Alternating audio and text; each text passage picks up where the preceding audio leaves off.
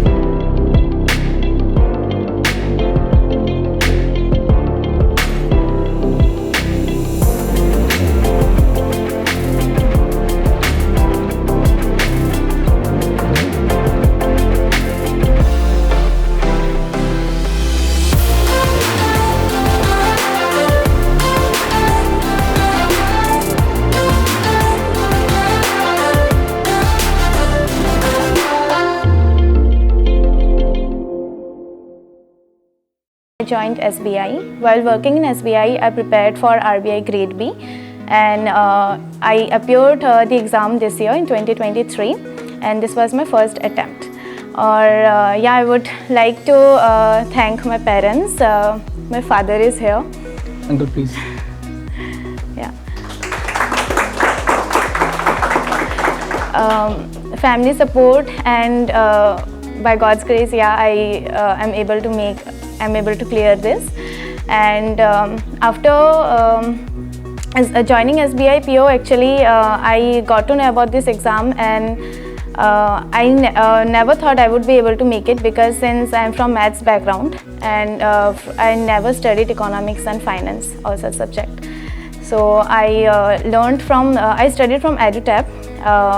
I would like to mention this course because I studied from this course, and yeah, that's it. Thank you. Actually शायद uncle ने आपको पहली बार RBI के बारे में बताया था। हाँ, my father said me that I should try for this exam at least once. Great. और इनके बारे में एक और पॉइंट मैं यहाँ पर ऐड करना चाहूँगा कि एसबीआई पीओ ज्वाइन करने तक इनको आरबीआई के बारे में पता नहीं था। No, उसके बाद इन्हें आरबीआई के बारे में पता लगा, और 2022 में पता लगा और 23 में एग्जाम क्लियर। तो आप देखोगे कितनी मेहनत करी होगी, और बहुत कम टाइम में इन्होंने मेहनत करी विद जॉब। तो इट इज़ वेरी डिफिकल्ट। हम एस्पिरेंट्स देखते हैं काफ़ी परेशान होते हैं जॉब के साथ मैनेज करने के लिए studies. She did it, and again many more congratulations to you. और अगर किसी का कोई क्वेश्चन है आप पूछ सकते हैं। She is the perfect example to answer those questions.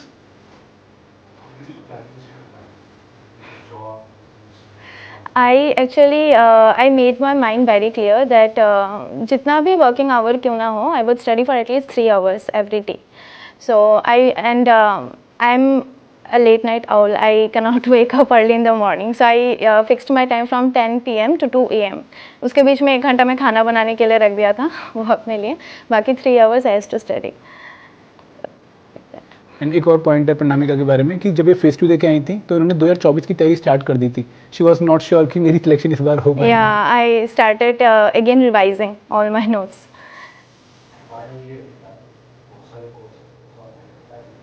No, actually I think no. So I think कि since syllabus बहुत ही vast है इस एग्ज़ाम का, so it's not possible कि दूसरे कोर्स से सारा syllabus complete करो, टाइम भी उतना नहीं होता है। तो I thought कि I would dedicatedly just focus on one particular course, पहले पढ़ के कंप्लीट करके मॉक सारे लगा के देख लेती हूँ. And yeah I never gave a second thought कि I would switch to other courses because यही था कि इसी से प्रिपेयर करके रिवाइज करके मैं पहले देख लूँ उसके बाद. के कोर्सेज जब आप पढ़ रहे थे कोई 5 ऐसी चीजें जो आपको फ्रस्ट्रेट की हो या फिर लगा हो कि यहाँ पे तो बहुत इम्प्रूवमेंट की जरूरत है? एक्चुअली सब फ्रस्ट्रेटिंग बात यही था मेरे लिए कि सिंस मैं मैथ्स में पढ़ी हूँ तो I did not have that habit of writing answer. Class 12 तक ही लास्ट मैंने आंसर लिखी थी तो वो एक मेरे लिए एक चैलेंजिंग था बिकॉज एक सेंटेंस फ्रेम करने के लिए मुझे 2 से 3 मिनट लगता था अच्छे से. तो वो एक था. And I used to write one answer daily for last 4 to 5 months. I wrote one answer daily. फिर खुद ही एनालाइज करती थी, खुद ही अपने बैचमेट्स को भी शेयर करती थी. कोई कोई मेरे फ्रेंड्स थे वो लोग भी प्रिपेयर कर रहे थे इस एग्ज़ाम का. तो अगर कुछ इम्प्रूवमेंट वगैरह चाहिए होता था तो वो लोग सजेस्ट करते थे. And I used to practise daily one answer. वो थोड़ा सा फ्रस्ट्रेटिंग था मेरे लिए बिकॉज आंसर राइटिंग हैबिट नहीं था मेरा.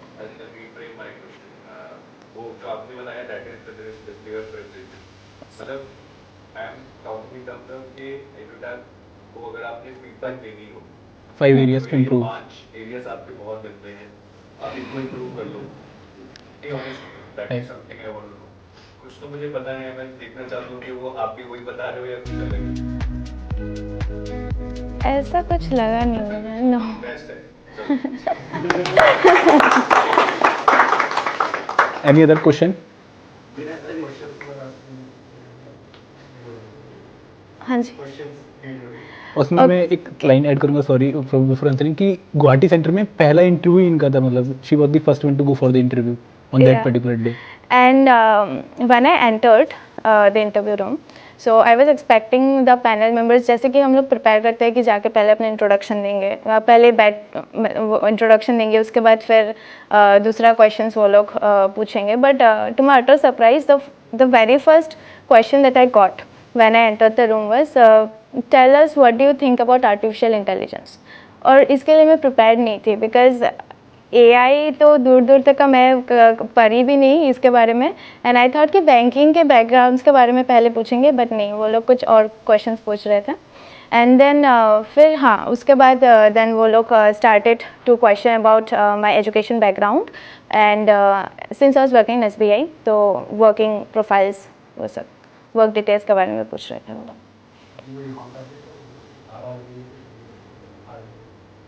No no. अभी तक कुछ सोचा नहीं मैंने. मेरा कुछ था कि आपके साथ you have decided कि I prepare for 3 hours a day. So have you made a certain set of study plan कि जो आपने पूरा discipline में आप हाँ जी. study करना होता है या नो एक्चुअली मेरा प्लान यही था कि for the first 2 to 3 months I will complete economics because economics ये सब मेरे सब्जेक्ट्स में था नहीं कभी. And then after completing economics I made a plan that I would study finance and management दोनों साथ ही कंप्लीट करना है और इकोनॉमिक्स रिवाइज करना है. तो I plan to this and yeah for prelims since I completed the syllabus for other banking examination. So prelims के लिए मैं बस मॉक्स लगाती थी, उसके लिए मैं कुछ एक्स्ट्रा करके वैसा कुछ पढ़ी नहीं यहाँ करके. I just used to give PO means level mocks and phase 2 के लिए यही था स्ट्रैटेजी कि पहला 2 महीने में इकोनॉमिक्स कंप्लीट करना है, उसके बाद फिर finance and side by side current affairs में डेली देख रही थी. Any other question? Okay. Ma'am हमारे अंकल आप कुछ कहना चाहेंगे? प्लीज़ प्लीज़ प्लीज़ अगर आप कुछ कहना चाहें. नहीं, मैं ये कहना चाहता हूँ जैसा कि मेरी बेटी का देखा हूँ डेडिकेटली कोई भी चीज़ में, तो मैं चाहता हूँ हर बच्चे ऐसे ही करें. पेरेंट्स तो सपोर्ट दे सकते हैं, बाकी आजकल जो है इनके पास इतना टैलेंट है. बिल्कुल. सब कुछ नया टेक्नोलॉजी चेंज हो गई है. बट मुझे लगता है हमारे अंकल तरफ से हमारे समय तो कुछ और. बिल्कुल, क्योंकि आप एयरफोर्स में तो काफ़ी डिसिप्लिन तो आपने मेंटेन. वही डिसिप्लिन वो मेंटेन देखते थे एक घर में जो माहौल होता है उस हिसाब से. मैम ये एक टोकन ऑफ अप्रिशिएशन है फॉर द अचीवर्स, ये आपको यहाँ पे लगाना है. एंड मैम एक बुक है आपके लिए, आई थिंक आप रीड करते होंगे. This is regarding your professional life आपको हेल्प करेगी काफ़ी। एंड एक ये आपका मनी प्लांट है जो आपको हेल्प करेगा to grow your Thank earning you. And all. Thank you so great much. Ma'am, great, thank you. दोस्तों, अगर आपको लगता है कि आप यूपीएससी बैकग्राउंड से नहीं हैं, या फिर आप वर्किंग प्रोफेशनल हैं, या फिर आपका ये पहला अटेम्प्ट है, तो शायद आप RBI grade B exam qualify नहीं कर पाएंगे, तो आज ये सेशन आपके लिए है। क्योंकि आज हमारे साथ हैं एक बहुत ही स्पेशल गेस्ट, प्रणामिका सरकार, जिन्होंने आरबीआई ग्रेड बी एग्जाम को फर्स्ट अटेम्प्ट में क्वालिफाई किया है विद जॉब और विद ड्यू प्रिपरेशन। तो Pranamika, welcome to this session. Thank you, sir. तो दोस्तों, मैं आपको हल्का सा इंट्रोड्यूस करता हूँ रिगार्डिंग प्रणामिका सरकार। इन्होंने बीएससी मैथमेटिक्स किया है इन 2020 फ्रॉम कॉटन यूनिवर्सिटी गुवाहाटी। उसके बाद इन्होंने डिफरेंट एग्जाम्स के लिए प्रिपेयर किया और सारे एग्जाम्स इन्होंने फर्स्ट अटेम्प्ट में क्वालिफाई किए, भले ही वो आईबीपीएस हो, भले ही वो आरआरबी पीओ हो, भले ही वो एसबीआई क्लर्क हो, भले ही वो एसबीआई पीओ हो। सारे एग्जाम फर्स्ट अटेम्प्ट में क्वालिफाई करने के बाद इन्होंने फाइनली एसबीआई पीओ ज्वाइन किया इन 2022। और एसबीआई पीओ की जॉब करते हुए इनको पता लगा आरबीआई ग्रेड बी के बारे में, और फिर उन्होंने अपने पहले अटेम्प्ट में ही RBI grade B exam qualify किया। तो आज इस सेशन में आपके लिए बहुत सारी लर्निंग्स होने वाली हैं, क्योंकि आपको एक ऐसा कैंडिडेट मिला है जिसने इस एग्ज़ाम को 1 साल की प्रिपरेशन में without having no UPSC background clear किया है। तो ध्यान से देखिएगा ये सेशन। प्रणामिका, सबसे पहले तो मैं आपसे पूछना चाहूँगा कि आपको आरबीआई ग्रेड बी के बारे में कैसे पता चला? So when I got selected in SBI, so my father was the one who told that you should definitely try at least for this examination. मुझे SBI ज्वाइन करने से पहले इस एग्ज़ाम के बारे में पता नहीं था। So yeah, I would like to thank my father. पापा ने ही बोला कि आप एक बार दे के देखो, and then I researched what are the syllabus and all that. तो जब हम एक नई जॉब में जाते हैं ना, तो हम थोड़े से खुश हो जाते हैं कि यार रिलैक्स हो गए, चलो फाइनेंशियल स्टेबिलिटी मिल गई।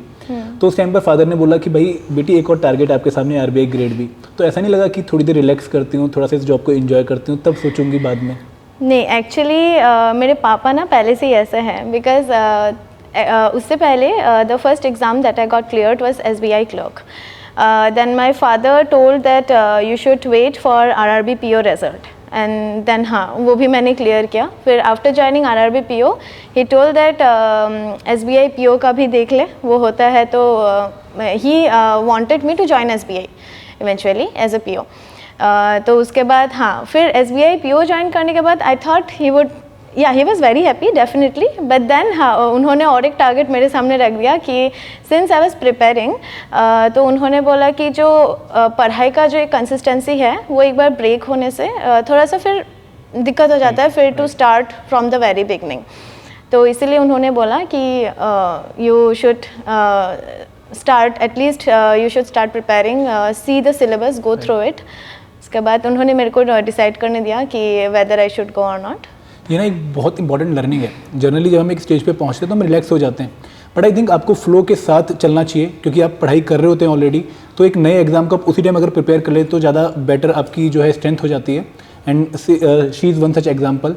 प्रणामिका, जनरली जब हम किसी एग्ज़ाम की तैयारी करने की सोचते हैं तो उससे पहले हम रिसर्च करते हैं कि इस एग्ज़ाम में कैसे हमें अप्रोच करना है, और वो रिसर्च बहुत ज़रूरी होती है, खासकर जब आप पहली बार किसी ऐसे एग्ज़ाम को दे रहे होते हैं जिसके लिए आपके पास प्रायर इन्फॉर्मेशन नहीं होती। तो आपने कैसे रिसर्च करी इस एग्ज़ाम के बारे में? Okay, first of all I Google down the syllabus. वो मैंने जॉट डाउन किया क्या क्या सिलेबस है। एंड जो फेज़ 1 का जो सिलेबस था मेनली, वो तो बाकी बैंक पीओज सिलेबस के साथ ऑलमोस्ट सेम ही है।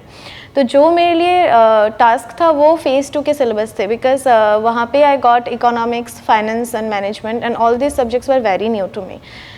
कभी मैंने पहले पढ़ाई नहीं किया ये सब सब्जेक्ट्स में। Then I read about the topics, all the chapters. फिर मैं सोचा कि हाँ, अभी अगर स्टार्ट करना है तो पूरा बेसिक से स्टार्ट करना पड़ेगा। Then I went through online courses, because since I was working, so it was not possible for me to go for any offline coaching. और फिर ये सब्जेक्ट्स भी न्यू थे, सो सेल्फ स्टडी थोड़ा सा मेरे लिए डिफ़िकल्ट हो जाता था अगर मैं खुद ही अगर बुक से पढ़ाई किया तो, because I never attempted this exam before. तो कैसा क्वेश्चंस आते हैं, क्या नहीं होता, मुझे कुछ मालूम नहीं था। So then I came to know about EduTap. फिर EduTap when I came to know about it, then I first of all I made a proper plan कि हाँ, after my job because I had no fix timing कि मैं घर कब लौटती हूँ उसका कोई फिक्स टाइमिंग नहीं था. इट कुड बी 7-8 PM, कभी 8:30 भी बज जाता है. तो then I fix the timing कि हाँ daily I have to study at least 3 hours if I need to get the syllabus done. तो I fixed the timing from 10 PM to 2 AM. 4 hours, but out of 4 hours I used to study 3 hours, 1 hour for my cooking and all. And then yeah, first of all I thought that I would study about I would complete the economics paper. तो economics paper मैंने complete किया 2 से 3 महीने में. उसके बाद I started management. तो management जब मैंने पढ़ाई किया तो side by side I was revising economics and current affairs भी डेली बेसिस में. मैं करंट अफेयर्स मेनली मैं ऑफिस टाइम में ही देखती थी. जब थोड़ा सा भी फ्री टाइम मिले, जैसे लंच टाइम हो गया या जब कस्टमर्स नहीं होते हैं तो फ़ोन खोल के ऐसे ही एक एयरपोर्ट ऐसे डाल लिया कान में और मैं सुनती थी. Because that time Gurkirat sir and I would like to mention Devanshu sirs MCQ based classes बहुत हुआ करते थे. तो वही सब मैं सुनती थी. The main time I was working also. And फिर आने के बाद I used to revise economics and I was completing the other left out portion जो भी थे. एंड या यही मेरे फेस टू का प्रिपरेशन था. एंड प्रणमिका, जब आपने पहली बार इस एग्जाम का सिलेबस देखा होगा तो आपको 2 चैलेंजेस पक्का दिखे होंगे कि एक तो descriptive answer writing, because you are from BSc mathematics, कभी बड़े बड़े आंसर नहीं लिखे होंगे. एंड सेकंड चैलेंज कि आपको FM और ESI दिखा होगा जो आपने कभी पहले पढ़ा ही नहीं है, even not even in SBI and PO preparation. तो वो चैलेंज ने आपको डेटर नहीं किया कि यार रुक जाए इस एग्जाम के बारे में सोचने से पहले? No, I have this faith in my self. अगर कोई भी इंसान अगर अपने ऊपर फेथ रखता है कि ठीक है बिना ट्राई किए तो कोई भी चीज़ में गिव अप नहीं करना चाहिए, फर्स्ट थिंग. एंड सेकेंडली कि हाँ मेरा फेथ था कि स्कूल में तो आंसर्स हम लिखते थे, तो अभी बहुत उसके बाद बहुत सारे साल के गैप्स हो चुके थे कि मैंने आंसर्स राइटिंग नहीं किया. बट आई बिलीव्ड कि हाँ अगर मैं फिर से अगर मैंने स्टार्ट किया, फर्स्ट 1-2 महीना थोड़ा सा आंसर्स वैसा मेरा बनता नहीं था, because I used to take 2 to 3 minutes to frame even one single sentence. तो उसके बाद फिर हाँ आई थॉट कि डेली एक आंसर्स लिखूँगी मैं. I continued this for 4 to 5 months और डे बाय डे जैसे ही मैं लिखती गई my answers got better. And I even have other friends those who are preparing for this examination. तो मैं क्या करती थी, एक आंसर लिखती थी और उन लोगों को भेज देती थी. तो वो लोग मुझे सजेस्ट करते थे कि हाँ यू शुड इम्प्रूव दिस. तो ऐसे ही इम्प्रूवमेंट हुआ आंसर्स का. तो आपने पहले सेल्फ रिव्यू भी किया और दोस्तों से भी रिव्यू करवाया अपना आंसर, और इस तरीके से इम्प्रूवमेंट हुई. हाँ जी. प्रणमिका, एक और जो पॉइंट है जो काफ़ी लोग शायद मेरे से एग्री भी करेंगे कि जॉब लाइफ बैंकिंग में बहुत टफ है. बिकॉज आपको डेली कस्टमर डीलिंग करनी है. देयर वर सम डेज जहाँ पे बहुत फ्रस्ट्रेशन हो जाती है, आर्गूमेंट हो जाता है ना कस्टमर के साथ, और उस दिन आगे फिर आपको कुकिंग भी करनी है और फिर आपने पढ़ाई करनी है, वो भी 10 से 2 रात को. तो ये मोटिवेशन कहाँ से आती है इतनी? मोटिवेशन यही था कि आई थॉट कि हाँ अगर since I was in probation period, तो आई थॉट कि जैसे सब लोग बोलते हैं कि आफ्टर कन्फर्मेशन जो रिस्पॉन्सिबिलिटी है वो ज़्यादा हो जाता है. प्रोबेशन में the main task is to learn things. तो रिस्पॉन्सिबिलिटी होता है बट उतना भी नहीं होता जितना आफ्टर कन्फर्मेशन हो जाता है. तो आई थॉट कि this is my golden chance. अगर इस पीरियड में अगर मैं अच्छे से पढ़ के निकाल ली तो ठीक है. अदरवाइज़ हाँ आई थॉट कि अगर इस बार अगर नहीं होता है तो नेक्स्ट बार फिर से दूँगी. बट RBI में जाना था मुझे. तो वही मोटिवेशन घर वाले से भी मिलता था. डेली जब मैं फ़ोन करती थी ऑफिस से आने के बाद तो मम्मी पूछते थे कि कितना पढ़ाई. I used to discuss my daily targets with my mum. तो मम्मी को मैं बोलती थी पहले कि मम्मा आज ना मुझे जाके 3 घंटे में ये कंप्लीट करना है. And she used to ask questions on that कि हाँ तुमने कंप्लीट किया. वो she doesn't know anything regarding the syllabus, but वो ये क्वेश्चन ज़रूर करते थे कि तुमने कंप्लीट किया. तो सपोज़ एक दिन मैंने पढ़ाई नहीं किया तो एक दिन मैं बोले ठीक है मैं नहीं किया, कल पढ़ाई नहीं की. तो मम्मी बोले ठीक है कल से कर लेना. सपोज नेक्स्ट दिन में मेरा गैप गया तो थर्ड डे मुझे वो एक फीलिंग आ जाए कि नहीं और हाँ और चीट नहीं कर सकते, अभी फिर से पढ़ना ही है.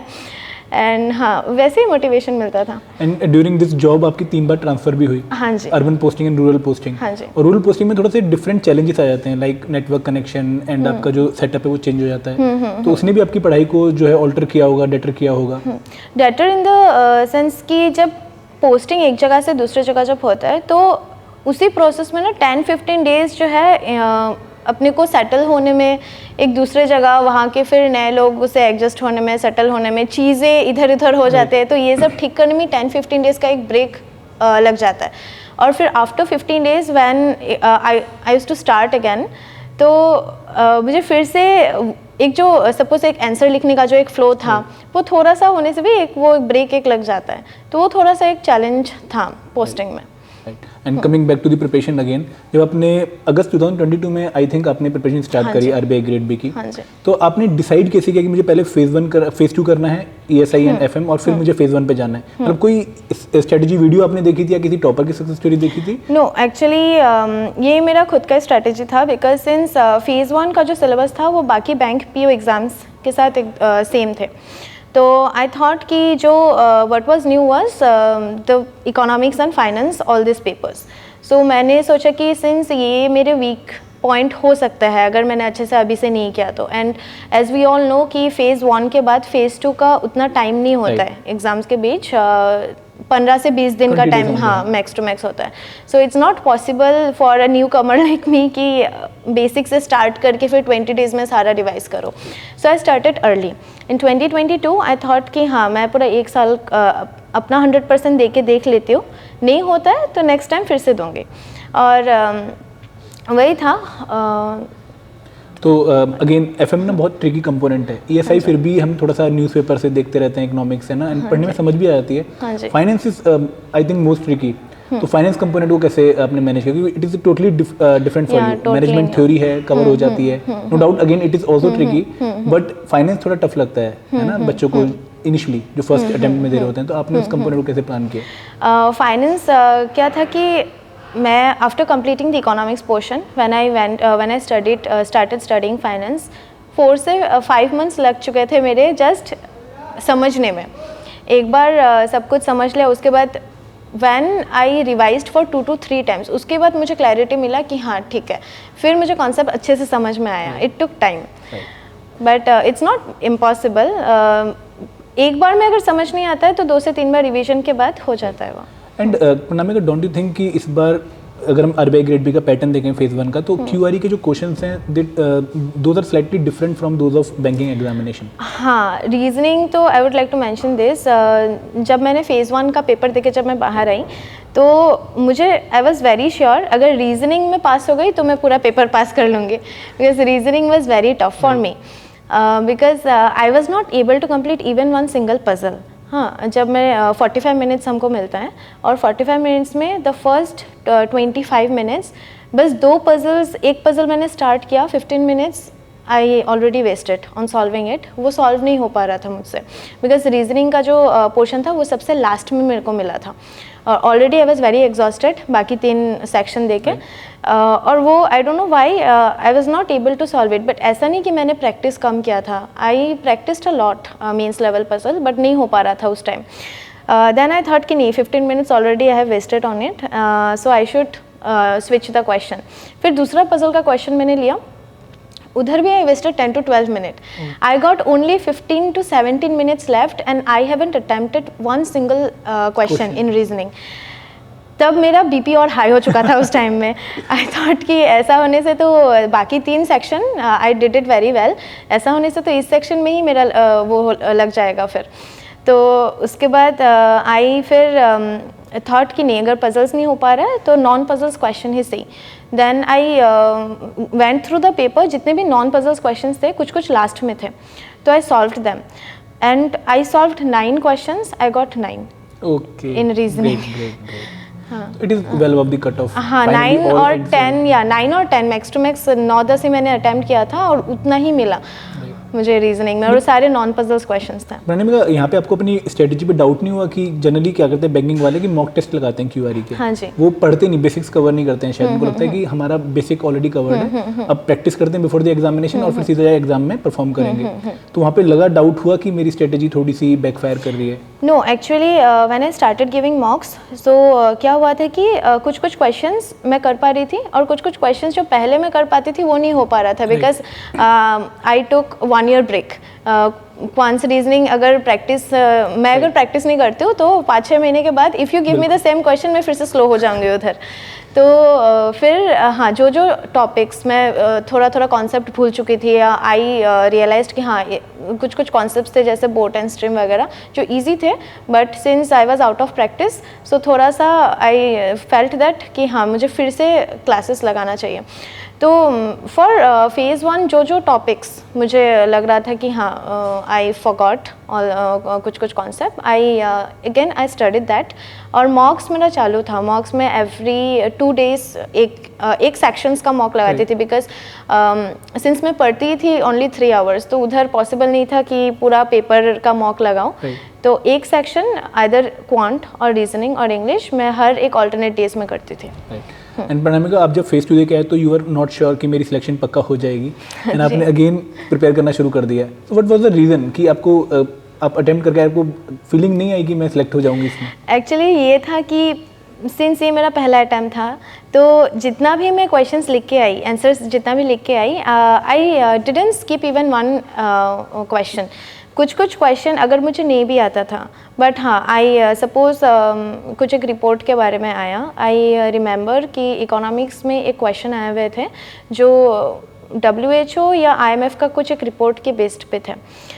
वो वाला एक्चुअल रिपोर्ट मुझे याद नहीं, even if I studied because there was a lot of current affairs. हाँ, तो और एक एक रिपोर्ट ऐसे याद नहीं, बिकॉज मैं उतना रट्टा नहीं मार सकती, तो एक एक रिपोर्ट्स वैसा याद नहीं था मुझे, बट उससे मिलता जुलता और एक report I remembered it very well. तो मैं क्या किया कि हाँ दोनों ही क्लाइमेट के ऊपर था, तो मैं वो क्वेश्चंस थोड़ा सा टैक्टफुली स्मार्टली आंसर मैंने बनाया। आई नो कि it is not the accurate answer, but ऐसे एक दो क्वेश्चंस ऐसे थे जो मुझे नहीं आते थे, but I didn't leave them blank, I didn't leave them blank. तो वैसे ही मैं जब मैंने अटैम्प्ट करके पूरा जब पेपर सॉल्व करके जब मैं आई वापस घर, तो मैंने सोचा कि सारे क्वेश्चंस तो मेरे एक्यूरेट नहीं हैं, तो I don't know if I'll able to make it और नॉट। तो मैंने सोचा कि it's better to take a break for 15-20 days and to start again, because क्या होगा नहीं तो फिर से जब तक फाइनल रिजल्ट आउट होगा तब तक I will have only less amount of time, फिर से मुझे पहले से रिवाइज करना है तो मुझे फिर से टाइम लग जाएगा कवर करने में। सो यही था कि हाँ RBI तो जाना है इस साल, नहीं तो अगले साल तो जाना ही है, तो इसीलिए started preparing again. Great again a lesson from her कि आप कंसिस्टेंट रहो, ठीक है। सक्सेस गारंटी नहीं होती, बट आपको हमेशा प्रिपेयर करते रहना होता है उस सक्सेस के लिए। एंड प्रणमिका, वन मोर क्वेश्चन कि जो ESI है वो डायनेमिक होता जा रहा है। आप अगर क्वेश्चन भी देखें ऑब्जेक्टिव में तो काफ़ी करंट अफेयर बेस्ड क्वेश्चन आते हैं, एंड करंट अफेयर एक बहुत बड़ा पेन पॉइंट है स्पेशली फॉर वर्किंग प्रोफेशनल्स, क्योंकि too much to cover in too lesser time. तो आपने करंट अफेयर को किस तरीके से प्लान किया? करंट अफेयर्स के लिए जो था कि उतना मुझे टाइम नहीं था कि सारा एक एक रिपोर्ट स्कीम जो है आई कवर्ड, जितना हो सकता है उतना मैंने किया। एंड करंट अफेयर्स बहुत ही वास्ट डायनेमिक है, तो I studied from for current affairs I studied from various sources. YouTube से मैंने स्पेशली पढ़ाई की करंट अफेयर्स का, और कुछ कुछ है जैसे अफेयर्स क्लाउड है, वहाँ पे भी मतलब whenever I get time I used to fix कि हाँ ऑफिस में एटलीस्ट आधा घंटा से 1 घंटा तो निकालना ही है जैसे भी करके। When I used to have tea break, तो चाहे तो बस एक बहाना होता था, I would just read current affairs, तो वहाँ से 15 मिनट निकल गया, उसके बाद फिर अगला टी ब्रेक में और 15 मिनट निकाल लिया, लंच ब्रेक में और 20 मिनट निकाल लिया, ऐसे करके मैं 1 घंटा में निकालती थी ऑफिस में। And I studied MCQs based session from Devanshu sir and Gurkirat sir, जो भी इकोनॉमिक्स पेपर 1 के जो भी वो लोग लेते थे सेशंस, वहाँ से मैंने पढ़ाई किया। अदर सोर्सेज भी मैंने फॉलो किया था यूट्यूब से ही। मेनली करंट अफेयर्स मैंने वैसे ऑफिस में ही मैंने पढ़ा मोस्टली, बिकॉज उतना टाइम नहीं था आके फिर से करने का। I used to put my ear plug on, और इधर मैं काम करती थी, इधर मैं करंट अफेयर्स मेरा चालू था। और जब मैं मॉक्स लगाती थी वीकली बेसिस में, I used to give current affairs based mocks, तो तब कुछ कुछ क्वेश्चंस कॉमन गिरते थे, और जो जो नए होते थे आई यूज टू मेमोराइज इट। तो ऐसे करके मैंने करंट अफेयर्स पढ़ाई एंड है। प्रणामिका, अगर मैं आपका शेड्यूल देखूँ ना, पूरे टाइम पढ़ते ही जा रहे हो, ऑफिस में भी पढ़ रहे हो, रात को आके भी पढ़ रहे हो, तो बर्नआउट फील नहीं हुआ कभी भी? Yeah I also used to get exhausted. कभी कभी ऐसा होता था कि मेरा एक था कि 10 दिन मैं कंटिन्यूस पढ़ूंगी, उसके बाद एक दिन एटलीस्ट मुझे ब्रेक चाहिए, और वो एक दिन मैं कुछ नहीं करती थी। I used to go office, I used to come, office में भी कुछ पढ़ाई नहीं करती थी वो एक दिन, बस ऑफिस से आती थी and I used to just Netflix and chill, और कुछ नहीं। उस दिन मैं खाना भी इनफैक्ट नहीं बनाती थी खुद से, एक दिन पूरा अपने लिए वो। सही है। तो कोई हॉबीज़ आपने अगर शेयर करना चाहें हमारे स्टूडेंट्स के साथ? हॉबीज़ एज सच ऐसा कोई हॉबी नहीं है। जब भी फ्री टाइम मिलता है, अगर एक दिन भी मुझे छुट्टी मिलता था, I used to run to home, घर पे जाना है। और जब भी ऐसे कोई फ्री टाइम मिलने से, I like travelling a lot. I travel a lot of places, मतलब वो जो आसपास जो north east, since I belong from north east state, तो आसपास जो भी है घूमने निकल जाती थी। एंड अदरवाइज घर पे होने से आई लाइक कुकिंग। ये मैं एक नया जो I never used to do cooking before, but जब अभी सिंस मेरा पोस्टिंग हुआ, अकेले ही खाना बनाना है, तो एक दिन खाना बेकार हुआ था, 2 दिन बेकार हुआ, फिर तीसरा दिन जब खाना अच्छा बनने लगा, I developed an interest on that. And Pranamika, one more thing जो एसबीआई के एस्पिरेंट्स में हमें देखने को मिल रहा है कि पीयर ग्रुप का बहुत बड़ा रोल है। तो आपके साथ भी कोई पीयर ग्रुप था इस एग्जाम की प्रिपरेशन में? हाँ, I have a friend, he is also currently now preparing for RBI। तो हम दोनों ने ना मिलके डिस्कस करते थे। वो भी लास्ट ईयर दिया था एग्ज़ाम, एंड कुछ कभी ऐसा होता था कि since he was also in SBI, so he knows my pain कि ऑफिस में हाँ आज ये हो गया, he use to understand it. तो जब भी मैं घर जाती थी, I use to ask him कि हाँ क्या पढ़ना है आज, हम ऐसे डिस्कस करते थे। एंड कभी जिस दिन मेरा मोरल लो होता था, ही यूज़ टू पुश मी कि नहीं RBI जाना है तो पढ़ना पड़ेगा, ऐसा। और कभी उसका मोरल डाउन होता था, तो आई यूज़ टू पुश हिम। ही, और वही एक इंसान है जिसको मैं डेली बेसिस पे एक आंसर लिख के मैं भेजती थी। Great.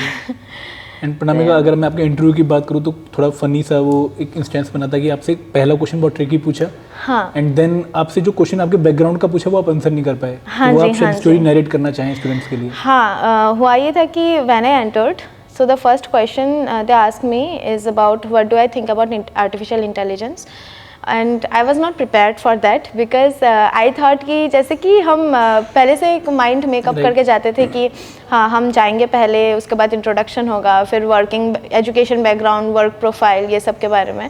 But they asked me something else, so थोड़ा सा उधर मैं थोड़ा नर्वस हो गई, बट हाँ I answered that also very well. First 10 to 15 minutes अच्छा था। Then they asked why do I want to join RBI और SBI, since I was working in SBI, तो वर्किंग प्रोफाइल के बारे में पूछा। इस क्वेश्चन का बहुत ट्रिकी क्वेश्चन है बच्चों के लिए। Okay, I answered it in 3 points. The first point is, since RBI is a central bank of our country, so working as an officer in such an organization, it is an honor. Right. And secondly, RBI has various departments. So if I get the chance to work with this organization, I would get huge exposure. Right. I would get to learn a lot. I will get more opportunities. And thirdly, from career-wise point also, it was a higher rank job than what I was posted. And फिर एक पाई वाला question के बारे में? हाँ जी, उसके बाद फिर लास्ट का 10 minutes they asked me about my education background since I was from mathematics. So the first question they asked me, tell us what is pi. So I answered the value of pi is 22/7. Then they told me, we are not asking you the value, tell us the definition. उसके बाद मैं थोड़ा nervous हो गई because I couldn't recall the exact definition. Then who invented pi and all such questions. कुछ compound interest का भी उन लोगों ने पूछा था कि एक क्वेश्चन दे दिया था प्रिंसिपल का कोई value, and then they asked me if we compound it monthly what will be the exact value. Compound interest formula मेरे को याद था, बट फिर माइंड में ही सॉल्व करके फिर बोलना इट वाज थोड़ा सा डिफ़िकल्ट. तो हाँ, उसमें भी I fumbled. First 15 minutes was great, last 10 minute I fumbled a lot. So इसीलिए ये भी एक रीज़न है कि आफ्टर इंटरव्यू आई थॉट कि नहीं अगले साल के लिए प्रिपेयर करना मुझे स्टार्ट कर देना चाहिए. बट या overall interview was good. And Pranamika you are the first one to go for the interview. हाँ जी, हाँ जनरली जी. हमें वेट करते हैं कि यार कोई और इंटरव्यू में जाए, थोड़ा हमें टाइम मिल जाए, हम थोड़ा हाँ जी. एक्कमोडेट हो जाए सिचुएशन हाँ में, जी. है ना, थोड़ा एक गेट टू नो फीलिंग आ जाती है. बट आपके केस में ऐसा नहीं था, यू आर हाँ द जी. First one to go. तो हाँ उसको जी. कैसे मैनेज किया, मतलब जैसे ही पता लगा आपको कि you are the first one जो आप जाओगे इंटरव्यू में, तो थोड़ा नर्वस हुए या फिर कि पहले actually every situation has pros and cons. So क्या हुआ कि when I remember when I give SBI PO interview during that time my number was 3 और 4. तो तब क्या हुआ था, जो पहले जो कैंडिडेट्स जाते हैं तो वो लोग जब निकलता है क्यूरियोसिटी होता है कि हाँ क्या पूछा, क्या आंसर करने हैं. तो उस सिचुएशन में ना कैंडिडेट्स और नर्वस हो जाते हैं कि सपोज मैं जब निकली तो मुझसे बाकी कैंडिडेट्स पूछे थे कि व्हाट हैव दे आस्क्ड. तो मैंने बोला कि ऐसे व्हाट इज़ पाई, ये सब. वो लोग और नर्वस हो गए. फिर they started googling and all that. And इस सिचुएशन में क्या होता है, इंटरव्यू में it's all about personality, because सारे क्वेश्चंस का आंसर मैंने भी नहीं दिया था. लास्ट का 10 minutes as I said I fumbled a lot. But it's all about personality. It's about how calm you are, how calmly you are handling the situation. And ज़रूरी नहीं है कि सारे questions का आंसर आपको आते हो. बट हाँ, नर्वसनेस में बहुत लोग आंसर्स जानते हुए भी भूल जाते हैं या फंबल करते हैं. और कुछ लोग ऐसे भी होते हैं कि they know the answer but nervousness में बोल नहीं पाते. सो दे टेक अप खामखा lot of time. So all this are I think negative, हाँ नेगेटिव एस्पेक्ट. एंड सिंस मैं पहला कैंडिडेट थी तो थोड़ा सा नर्वस मैं थी. बट देन आई थॉट कि हाँ जो भी क्वेश्चंस हैं अल्टीमेटली आंसर्स मेरे को ही करना है. तो या with that faith I just went on. And Pranamika जब आपने इस एग्जाम की प्रिपरेशन स्टार्ट करी होगी, you will have the feeling कि UPSC वालों से compete करना है, ऑलरेडी जिन्होंने लास्ट टाइम इंटरव्यू दिया उनसे compete करना है. तो कभी उसने डिमोटिवेट किया इस फैक्टर ने कि I am competing with those which are already preparing from last 2 to 3 years or from UPSC background having good command of descriptive writing? ऐसी कोई भी feeling I? See, since I know every situation has two sides, हाँ pros and cons. So मेरा ये था कि हाँ I was competing with those who are maybe studying 8 to 10 hours every day, Right. but also I'm working. So since I'm financially stable now, not stable I would say, but yeah, हाँ at good position. मेरे को वो उतना वैसा pressure नहीं था कि what if I don't clear then I would have to sit at home or something. ऐसा कुछ था नहीं. बस कि हाँ मैं I'll give my best. अगर होता है ठीक है, नहीं होता है फिर अगले साल दे दूँगे. एंड प्रणमिका एक और पॉइंट मैं आपसे पूछूंगा जो बहुत इंपॉर्टेंट है कि हाउ वी डिसाइड कि we have to prepare through courses और we have to prepare through self study. That I think every individual has his or her choices. कुछ लोगों को सेल्फ स्टडी करके अच्छा लगता है, कुछ लोगों को कोचिंग में ऑफलाइन कोचिंग में जाके अच्छा लगता है. बट आई वाज वन कि हाँ मुझे घर पे बैठ के कोई एक पर्टिकुलर कोर्स फॉलो करके फिर खुद ही पढ़ के वैसा मुझे मेरा था. Because when I used to prepare for other exams I studied at home only. I never went to offline coaching and all. तो मेरा ये था कि एक वो फेथ था कि हाँ अगर मैं अच्छे से डेडिकेटली अगर एक कोर्स या 1 या 2 कोर्स ऐसा अगर मैं पढ़ती हूँ और उसी में अगर मैं अपना 100% देती हूँ तो maybe I will get through it. और कोर्सेज लेना है या नहीं लेना है that I think it depends upon individual. And you prepared with EduTap course. हाँ जी. So what were the deciding factors to choose EduTap as an for your preparation journey? I came to know about this course from one of my friends and she appeared this exam last उससे पहले वाले साल भी in 2022 and she was able to make it in the phase 1 and since she suggested me कि तू भी पढ़ के देख इस कोर्स से, this course is good. So I took this course. And प्रणमिका one of the last question कि क्या एडवाइस होंगी उन बच्चों के लिए जो अभी प्रिपरेशन स्टार्ट कर रहे हैं RBI ग्रेड बी की, जो फ्रेशर हैं जिनको काफ़ी डाउट है मन में, तो आप क्या एडवाइस देना चाहेंगे उनको? So यही है कि फर्स्ट ऑफ ऑल तो आप अपना जो वीकनेसेस एंड स्ट्रेंथ्स है वो आइडेंटिफाई करिए. You need to fix a time कि हाँ डेली बेसिस में 2 घंटा 3 घंटा जो भी है आप अपने हिसाब से just be consistent with it. And अगर एक दिन अगर ब्रेक हो भी जाता है 1 या 2 दिन then just make sure it doesn't happen on the 3rd day. नहीं तो वो फ्लो एक जो बनता है ना वो फिर लाने में फिर टाइम लग जाता है. एंड या after fixing the time after being consistent just go through your plan, make a proper plan कि कोई कोई स्टूडेंट ऐसे होता है कि एवरी डे 2 से 3 सब्जेक्ट्स हर 1 घंटा से टच करता है, बट कोई कोई ऐसा होता है जैसे मेरे टाइप का कि नहीं, I first complete this paper, then I go this paper and revise that. So आप अपना प्लान अपने स्ट्रेंथ और वीकनेसेस के ऊपर बनाइए. जो अपनी वीकनेस है वो पहले आप ठीक कीजिए, just work on it and try कि हाँ वो जो लैब्स है आप वो डेली बेसिस पे आप वर्क करिए. जो आपके स्ट्रेंथ पॉइंट है, ऐसा नहीं कि हाँ I am good at this paper so I will keep this at last. हफ्ते में एटलीस्ट 1 या 2 बार वो पेपर को भी टच करिए. गो through the previous year questions, it will give you site कि हाँ कि ऐसा टाइप के क्वेश्चंस आ रहा है, पैटर्न्स ऐसे लेवल पे जा रहे हैं या ऐसे चेंज हो रहा है. Go through the PYQs, follow 1 or 2 courses, just don't follow more than that because syllabus इतना वास्ट है कि आप सब कुछ रिटेन नहीं कर पाओगे, which is very true because that syllabus is very vast and बहुत डायनेमिक है. कहाँ से क्वेश्चन आ जाता है, no one knows. So just go analyse the paper, follow any course that you like dedicatedly and be consistent on your studies and just have faith on yourself कि कोई भी पेपर ऐसा नहीं है कि मुश्किल है, नहीं हो पाएगा, होगा ही नहीं, ऐसा नहीं है. हाँ ठीक है, एक बार नहीं होता है, second time third time just don't give up. जो आपके ड्रीम्स है स्टिक टू दैट कि हाँ ये मेरा ड्रीम है, अपने को फॉलो करना ही है और डेली बेसिस पे वर्क करना है उधर. It is such a great advice and guys I think आपने बहुत कुछ सीखा होगा. एंड एक चीज़ जो आपने पक्का सीखी वो ये कि आपको अपने ऊपर सेल्फ कॉन्फिडेंस होना चाहिए, दैट इज़ मस्ट. क्योंकि बहुत डिफिकल्टीज आती हैं, लेकिन अगर आप कॉन्फिडेंट हो और बिल्कुल भी डगमगा नहीं रहे तो आप एग्ज़ाम पक्का क्रैक कर पाओगे. And second thing is consistency. और आप अगर सफलता के चरम पर भी हो, आप टॉप पर भी हो, तो भी आपको हार नहीं माननी, आपको और अपने आप को जो है मोटिवेट करना है, तभी आप एक हायर गोल पे पहुँचोगे, जो कि ये परफेक्ट एग्जाम्पल है. Thank you Pranamika for such a wonderful session. Thank you. Thank you.